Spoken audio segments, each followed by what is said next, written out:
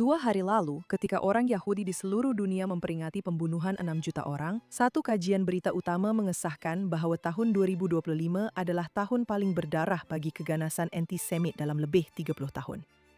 Jadi hari ini saya ingin bertanya satu soalan yang mudah tetapi serius. Apa sebenarnya yang melindungi kita? Dan mungkin yang lebih penting, apa yang tidak melindungi kita? Saya Ilan Zeldiamant, dan ini adalah Undang-Undang Asas. Sekarang sebelum kita mulakan, semasa kami merakam ini, salah satu kisah undang-undang, politik dan kehakiman terbesar dalam sejarah Israel sedang berlaku di Mahkamah Agung ketika ini. Kes ini berkisar sama ada mahkamah boleh atau patut memaksa pemecatan Menteri Ben Gvir tanpa sebarang asas jenayah untuk berbuat demikian. Dan kes ini menyentuh teras pemerintahan dan mungkin akan mencetuskan pertelingkahan besar antara gabungan kerajaan dan mahkamah. Tetapi kerana ia sedang berlaku semasa kami merakam, saya akan membincangkannya dalam episod seterusnya. Dan hari ini, saya akan memberi tumpuan bukan kepada kekacauan di Israel, tetapi kepada sesuatu yang saya percaya Israel tawarkan kepada orang Yahudi di seluruh dunia. Jadi dengan itu, mari kita kembali kepada keadaan antisemitisme. Statistiknya. Universiti Tel Aviv telah mengeluarkan laporan tahunan mengenai antisemitisme minggu ini. 20 orang Yahudi telah dibunuh dalam serangan antisemit tahun lalu. 15 orang semasa sambutan Hanukkah di Pantai Bondi di Sydney, 2 orang di sebuah sinagog di Manchester pada Yom Kippur. Secara keseluruhan, insiden-insiden kekal tinggi selepas gencatan senjata di Gaza yang digambarkan oleh para penyelidik sebagai satu realiti yang telah menjadi kebiasaan. Laporan yang sama menyatakan bahawa serangan fizikal meningkat walaupun di negara-negara di mana jumlah keseluruhan insiden menurun dan di seluruh dunia, insiden antisemitik kekal puluhan mata peratus lebih tinggi berbanding tempoh sebelum perang. Dan seperti yang sering kami sebutkan di sini, di Amerika Syarikat, data FBI tahun 2024 mencatatkan bilangan jenayah kebencian anti-Yahudi tertinggi sejak agensi itu mula menjejak pada tahun 1991. Orang Yahudi hanya mewakili 2% daripada populasi Amerika. Namun, mereka menjadi mangsa kepada 70% daripada semua jenayah kebencian berasaskan agama. Sehingga tidak lama dahulu, ramai lagi orang Yahudi berasa selamat di lebih banyak tempat. Menurut tinjauan AJC 2025, lebih daripada 9 daripada 10 orang Yahudi Amerika kini berasa kurang selamat sebagai seorang Yahudi di Amerika Syarikat. Dan angka itu meningkat daripada 77% hanya setahun sebelumnya. 55% berkata mereka telah mengubah tingkah laku mereka kerana takut terhadap antisemitisme dalam setahun yang lalu. 41% telah berhenti mempamerkan tanda-tanda identiti Yahudi mereka secara terbuka di tempat awam. Dan 30% kini mengelak sepenuhnya daripada pergi ke tempat atau acara tertentu. Telah berlaku perubahan yang dramatik hanya dalam beberapa tahun dan kini kita telah sampai ke tahap yang sukar dipercayai di mana ramai antara anda mungkin boleh mengingati sekurang-kurangnya satu peristiwa keganasan anti-Yahudi yang menggemparkan dunia dan mendapat liputan antarabangsa.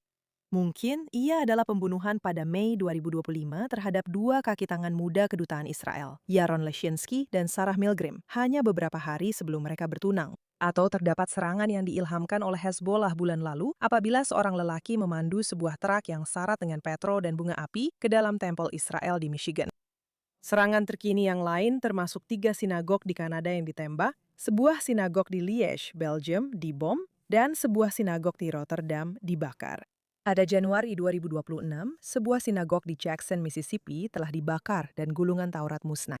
Sementara itu, penafian Holocaust semakin berleluasa di media sosial dan Mahkamah Keadilan Antarabangsa yang dibina dari runtuhan Perang Dunia Kedua sedang mendengar kes genosid terhadap Israel yang dibawa oleh Afrika Selatan dan disertai oleh lebih daripada sedozen negara. Dan contoh-contohnya terus berlaku tanpa henti.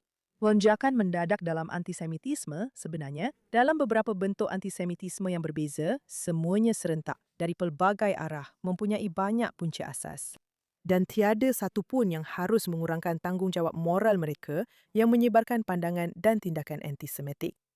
Tetapi, apa yang lebih menarik bagi saya ialah sejauh mana mereka yang terjejas boleh melakukan sesuatu mengenainya dalam jangka masa pendek dan panjang. Dan di sini, saya rasa kita harus fokus kepada persoalan sama ada kita menilai ancaman terhadap kita dengan betul atau tidak. Dan sama ada usaha besar yang kita lakukan untuk memerangi antisemitisme. Hari ini, saya akan fokus terutamanya kepada pendidikan Holocaust. sama ada ia sudah atau boleh memberikan hasil yang kita inginkan. Hari ini, 29 negeri Amerika mewajibkan pendidikan Holocaust di sekolah-sekolah. Negara-negara dari Austria hingga Australia telah meluluskan undang-undang yang mewajibkan pendidikan Holocaust, dan ada juga yang terus mengharamkan penafian Holocaust. Museum Memorial Holocaust AS beroperasi dengan lebih daripada 150 juta dolar setahun melalui pembiayaan awam dan swasta. Secara keseluruhan, kita hanya bercakap tentang ratusan juta dolar dan usaha di peringkat nasional, negeri, dan tempatan di seluruh dunia untuk meningkatkan kesedaran tentang isu ini. Dengan kepercayaan bahwa pendidikan seperti ini dapat meningkatkan toleransi dan menyediakan alat untuk membendung kebencian masyarakat serta fasisme negara sejak awal. Tetapi, apakah keadaan sebenar sekarang? Baiklah, Claims Conference menjalankan tinjauan tentang pengetahuan dan sikap orang Yahudi di pelbagai negara setiap tahun. Dan hampir pada setiap metrik yang anda boleh bayangkan, pengetahuan asas tentang Holocaust, pengenalan terhadap stereotip antisemitik, kesedaran tentang apa yang berlaku. Nombor-nombor itu bergerak ke arah yang salah. Hampir separuh rakyat Amerika tidak dapat menamakan satu pun kamp Nazi atau ghetto. 1 daripada 10 rakyat Amerika Muda percaya bahawa orang Yahudi menyebabkan Holocaust. Dan pada masa yang sama, jenayah kebencian berada pada tahap tertinggi dalam sejarah. Jadi, saya rasa soalan ini wajar ditanya, sama ada penyokong cara pendidikan Holocaust sekarang telah mengenal pasti ancaman dan jawapannya dengan betul. Kini, terdapat satu aliran pemikiran yang serius yang meletakkan sekurang-kurangnya sebahagian daripada kesalahan terhadap ketidakcukupan tindak balas kita terhadap antisemitisme moden pada cara pendidikan Holocaust dibina. Saya mendapati sebahagian daripadanya menarik dan saya memang ingin berkongsi, tetapi saya melakukannya dengan penuh kekaguman terhadap individu dan organisasi yang telah mendedikasikan diri mereka kepada misi terpuji ini walau apapun. Pendidikan Holocaust di Barat direka terutamanya untuk mengajar semua orang satu pengajaran universal tentang toleransi dan prasangka. Anggapan ketika itu ialah kebencian terhadap Yahudi telah diatasi. Dan pengkritik mencadangkan bahawa 3 perkara tidak kena dengan paradigma itu. Yang pertama ialah pendekatan ini dibina untuk dunia yang masih mengingati Perang Dunia Kedua dan Holocaust.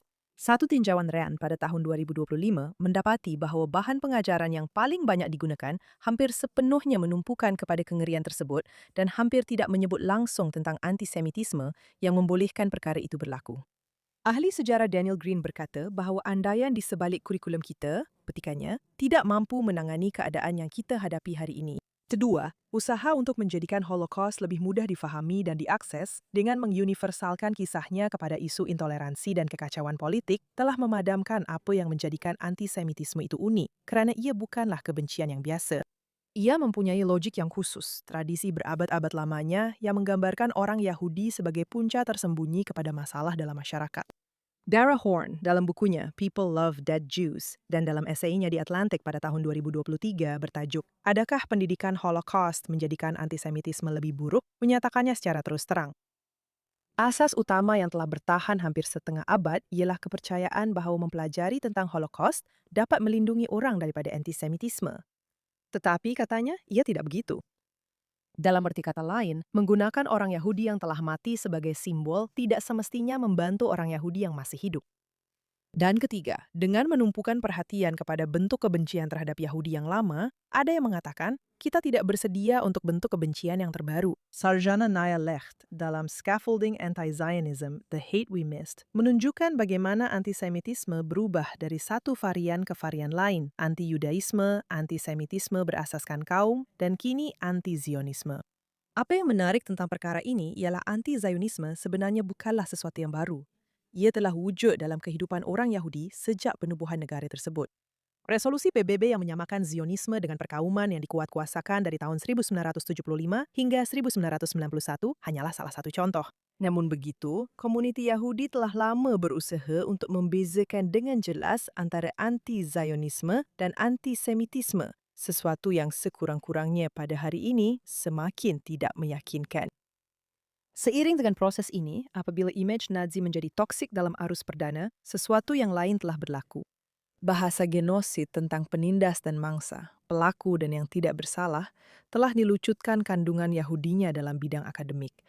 Ia telah diuniversalkan dan kemudian digunakan terhadap Israel. Marlene Gallner menjejaki perkara ini dengan tepat di Jerman, sebuah negara yang membina budaya peringatan Holocaust yang luar biasa, meratapi orang Yahudi yang telah mati dengan penuh kesungguhan, dan kemudian menggunakan kosakata yang sama untuk mengecam negara Yahudi yang masih wujud. Jalan dari Memorial Holocaust Berlin ke genosid di Mahkamah Keadilan Antarabangsa memang begitu singkat. Jadi, bagaimana pula rupa pendekatan yang berbeza? Saya ada dua pemikiran yang tidak menyeluruh yang ingin saya kongsikan dengan Anda. Dan saya juga ingin mendengar pendapat Anda. Mereka yang mengikuti rancangan ini pasti tidak terkejut apabila saya katakan bahawa salah satu kuncinya ialah mengubah cara kita, masyarakat Yahudi, memahami dan mengajar sejarah ini dalam komuniti kita. Menurut Pew Research, memperingati Holocaust adalah penanda identiti Yahudi yang paling penting bagi masyarakat Yahudi Amerika. 76% menganggapnya sangat penting, melebihi amalan keagamaan, melebihi menjalani kehidupan beretika, dan melebihi keprihatinan terhadap Israel. Dan masyarakat Yahudi British juga merasakan perkara yang sama. Holocaust merupakan pengalaman bersama yang paling kuat yang mengikat kita semua di seluruh dunia. Dalam amalan di kebanyakan diaspora, identifikasi itu berupa tumpuan kepada kekejaman, kepada pelaku, dan kepada jentera pembunuhan. Apa yang kurang diberi tumpuan ialah tamadun yang telah dimusnahkan, kehidupan yang penuh warna-warni, kehidupan berkeluarga, keilmuan dan jenaka. Dan hasilnya, ramai orang Yahudi hari ini tahu lebih banyak tentang Nazi berbanding teater dan puisi Yiddish, dan lebih tahu tentang Auschwitz daripada dunia datuk nenek moyang mereka sendiri. Dan ini bermakna apa yang menyatukan kehidupan Yahudi diaspora. Ia lebih banyak ditakrifkan oleh bencana berbanding dengan kebanggaan. Jadi, saya akan katakan sudah tiba masanya untuk meluaskan perspektif. Bukan sahaja kepada sejarah yang lebih luas dan tragis yang telah kita lalui sepanjang zaman di seluruh dunia, tetapi juga kepada tokoh-tokoh dan kisah-kisah yang menunjukkan daya tahan kita yang luar biasa, kreativiti kita, dan kecekalan kita. Dan bayangkan, sebelum Holocaust, 9,5 juta orang Yahudi tinggal di Eropa. Ia adalah sebuah tamadun yang terdiri daripada cendekiawan dan penyair, pemuzik, pengeluh, teater Yiddish, dan berabad-abad kehidupan yang terkumpul. Mengajar hanya tentang apa yang telah dilakukan terhadap mereka, dan bukan siapa mereka sebenarnya, adalah memutarbelitkan warisan mereka dan menafikan diri kita peluang untuk meneruskannya di mana sahaja kita tinggal di dunia. Identiti Yahudi yang lebih mendalam dan pelbagai dimensi akan membolehkan kita mengenal pasti dan menangani ancaman terhadapnya dengan lebih baik, sama ada melalui undang-undang, pendidikan, atau cara lain. Kini, di sebalik itu, satu mesej yang jelas muncul daripada bab-bab hitam dalam sejarah kita, iaitu kita memerlukan sebuah tentera untuk mempertahankan kita dan sebuah negara di mana kita boleh membina kehidupan yang makmur dan bahagia. Ini bukanlah satu-satunya sebab mengapa kita memerlukan dan berhak atas Israel, tetapi ia adalah salah satu sebab yang tentunya tidak boleh diabaikan. Dan seluruh kewujudan Israel dibina atas kebangkitan dan penebusan dengan cara yang saya rasa tidak terdapat dalam kisah banyak komuniti Yahudi di seluruh dunia. Sekarang, saya katakan itu sebagai seseorang yang merupakan rakyat Amerika yang bangga dan membesar dalam komuniti seperti itu. Dan sangat mengejutkan apabila satu tinjauan JFNA pada tahun 2025 mendapati hanya 37% orang Yahudi Amerika yang mengenal pasti diri mereka sebagai Zionis. Dan bagi saya, ini adalah tanda bahawa kisah utama kehidupan Yahudi moden sebagai satu kolektif masih lagi tentang malapetaka, bukannya kebangkitan semula. Tetapi, seperti yang saya katakan, kewujudan Israel secara keseluruhannya dibina atas premis yang bertentangan. Undang-undang Knesset yang mewujudkan Yad Vashem menamakan hari itu sebagai Yom HaZikaron LaShoah Vahik, Hari Peringatan Holocaust dan Kepahlawanan. Bukan hanya mangsa, tetapi juga para pejuang, partisan hutan, orang-orang yang melawan walaupun tiada apa-apa. Dan itu adalah pilihan yang disengajakan. Pengajaran yang perlu diambil daripada tragedi itu ialah keberanian orang Yahudi. Dan negara itu lahir daripada keberanian itu dan menzahirkan keberanian tersebut. Setiap pemimpin Israel, sama ada dari pihak kanan atau kiri, memegang kepercayaan itu. Pada tahun 1981, Menachem Begin telah mengarahkan pemusnahan reaktor nuklear Osirak di Irak. Tindakan ini telah dikecam oleh Majlis Keselamatan dan Pentadbiran Reagan. Begin mengadakan sidang akhbar 2 hari kemudian untuk menyatakan satu lagi Holocaust akan berlaku dalam sejarah bangsa Yahudi. Tidak akan berulang lagi, tidak akan berulang lagi. Kami akan mempertahankan rakyat kami dengan segala cara yang kami ada. Kenyataan itu menjadi doktrin, walaupun tidak diterapkan sepenuhnya. Dan kita sekali lagi melihatnya berkuat kuasa dalam operasi Singa Bangkit pada bulan Jun lalu melalui operasi Amukan Epik pada bulan Februari. Kerana anda lihat di Israel, mungkin di sini, lebih daripada tempat lain, tidak akan berulang lagi benar-benar bermaksud Israel Chai. Dan itu membawa saya kepada apa yang sebenarnya saya ingin katakan tentang negara ini. Sebagai seorang rakyat Amerika dan Israel yang bangga, menjelang Yom HaZikaron dan Yom HaEtzmaut minggu depan, di bawah bayangan kemungkinan kembali kepada peperangan, saya tahu bahawa bagi ramai orang Yahudi di diaspora hari ini, Israel terasa seperti salah satu sebab mereka menjadi sasaran. Anti-Zionisme telah menjadi saluran utama bagi banyak antisemitisme moden. Tetapi saya ingin mengemukakan hujah yang sebaliknya. Jika Anda pernah ke Yad Vashem, Anda akan berjalan melalui seni bina yang menggambarkan malapetaka. Dan apabila Anda keluar di hujung sana, Anda akan keluar menyaksikan panorama Baitul Maqdis. Dinamik tetapi kuno, bergetar dengan perdebatan dan kehidupan. Kita kini menantikan Yom HaZikaron yang jatuh sehari sebelum Yom HaEtzmaut. Dan sekali lagi, kita memperingati dan meratapi pengorbanan kita, tetapi mengakhiri hari itu dengan sambutan penuh kegembiraan tentang kelahiran semula dan kedaulatan. Legasi apa yang telah musnah, serta apa yang masih bertahan, hidup dengan penuh semangat dan kebanggaan di sini, dan ia bersaing serta membina semula di jalan-jalan, di university-university, dan di meja-meja makan Sabat. Dan jika saya ingin memikirkan cara untuk memperhalusi undang-undang dan program pendidikan yang telah kita laksanakan untuk menangani antisemitisme, saya rasa saya akan bermula dengan memahami premis itu. Bahwa kita mesti belajar bahwa keberanian, keupayaan, dan kebanggaan adalah penawar kepada kekejaman dan menjadi mangsa. Bahwa kita mesti dengan tegas melindungi diri daripada kebencian terhadap Yahudi, tidak kira apa alasan moral yang digunakan. Dan bahawa terdapat satu kebenaran yang tidak selesa untuk dihadapi dalam sifat abadi antisemitisme. Sekarang, sama ada menghayati mesej itu bermakna mencipta set ukuran kejayaan yang berbeza, mengagihkan semula sumber, atau bahkan membaiki cara Holocaust diperingati di luar negara. Tanggungjawab itu terletak pada kita dan generasi pendidik serta pemimpin untuk merangka kurikulum baharu yang akan memberi inspirasi kepada generasi akan datang dan menjadikan kita cahaya kepada bangsa-bangsa, termasuk bangsa kita sendiri. Jangan sekali-kali lagi adalah satu doa, satu komitmen etika, dan satu aspirasi. Tetapi kegembiraan dan keberanian Israel Chai yang tidak malu-malu itulah yang memberikannya kekuatan. Bangsa Yahudi masih hidup. Saya akan jumpa Anda minggu depan.